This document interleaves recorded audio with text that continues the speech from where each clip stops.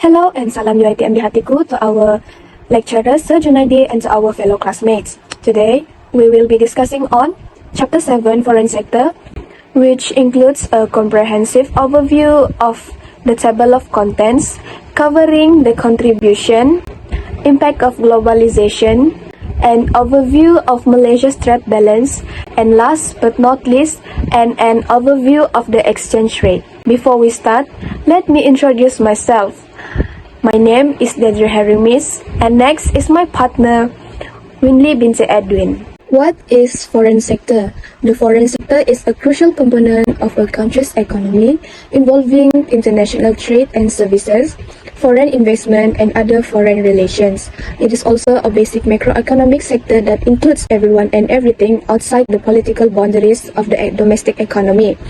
The foreign sector plays a vital role in the domestic economy by facilitating the exchange of goods and services, capital flows, and other economic interactions. Contribution. International trade is essential for Malaysia as every country lacks some vital resources in the production goods and services. The lack of such items is fulfilled by trading with other countries in order to meet the demand. Next is specialization. Specialization is based on comparative advantages, enjoy a greater output at lower cost and then export. Additionally, foreign exchange is via imposition and import duties. These revenue are used to finance developing expenditures. Foreign exchange earning from the services, such as education, will reduce deficit and bring more income. Lastly, spurs the economic development and increase quality of life. People will enjoy variety of capital and customer goods. The foreign direct investment in Malaysia also leads to employment opportunities in various sectors like shipping, insurance, banking, exporting and importing, contributing to the country's economic growth. Furthermore, the expansion of market through export enables domestic firms to expand their customer base and increase their market share, thereby enhancing their competitiveness. Additionally, the importations of machines and technology from overseas facilitates the transfer of technology, enabling Malaysia company to upgrade their manufacturing capabilities and improve their productivity. So now I'll be talking about globalization. In general, globalization refers to the increased integration of the world economy. Globalization as a concept refers to the comprehension of the world and the intensification of consciousness of the world as a whole, and it can take in the form of trade flows, capital flows, technology flows, innovation and knowledge flows, and labor flows. Next is positive and negative impact of globalization. So the first positive and negative impact of globalization is trade liberalization. So for the positive, globalization benefits some countries like China, Korea, Japan, and Singapore because they have advantages in technology and capital. While in negative impact is some countries which are less competitive will lose out from globalization. They are unable to compete without the protection of tariff barriers and they have to close down.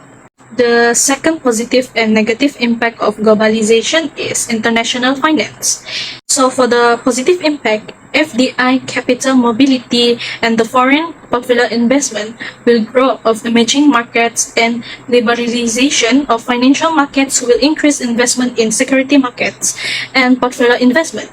So for the negative impact, FDI capital mobility and the foreign portfolio investment have increased the volatility of capital flow. Hence, any sudden withdrawals of foreign investment will disrupt the domestic financial system and transmit to other countries. So the third positive and negative impact is globalization and the labor market. So for the positive impact, after the trade liberalization, the relative price and profitability of labor-intensive goods will go up, leading to the channeling of resources away from capital-intensive in favor of labor-intensive commodities. It is also supposed that full utilization of resources will be safeguarded. So for the negative impact is there was a marked increase in unemployment of the low-skilled workers in most developed countries, and workers employed at a very low wages in some developing countries. So for the last positive and negative impact is globalization, poverty, and inequality. In positive impact, some says globalization can help reduce poverty in developing countries, while in negative impact, also, it can increase inequality as income received by high-skilled workers is far higher than low-skilled workers. So what is trade balance? The balance of trade is the difference between the value of export and imports. When export exceeds imports, it is recorded as a surplus, while a deficit is registered when imports exceed export. The balance of trade also refers to both trade in goods and services, though people may refer to a specific balance of trade in goods. The deficit balance of trade occurs when export is relatively smaller than import, or import is relatively greater than export. The causes may include overvalued exchange rate, high consumer spending, uncompetitive export, higher domestic inflation, and industrialization. An overview of exchange rate. The exchange rate is the price of one nation's currency in terms of another, which is the minimum number of units of one country's currency required to purchase one unit of other country's currency. Moreover, it is used to pay the country from which goods are imported, thereby facilitating international trade and commerce by providing a standardized method for converting currencies. Depreciation of RM. When the exchange rate is high, foreigners have to find more of their currency to buy RM. Importers are advantageous as they need to find less RM for the import.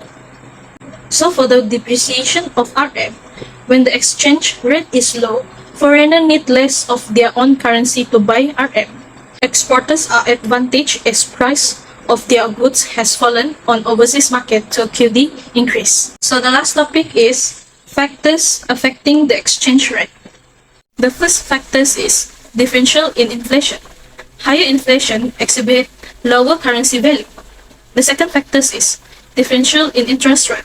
Higher interest rate means higher exchange rate. The third factors is current account deficit. Country spend more on foreign trade than its earning. Next is public debt. Deficit budget and debts are less attractive to foreign investors.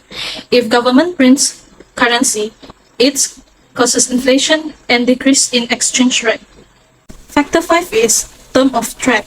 More export than imports means improved terms of trade. Factor 6, political stability. Political instability causes fall in exchange rate. Factor 7 is economic growth. Investors seek country with strong economic foundation.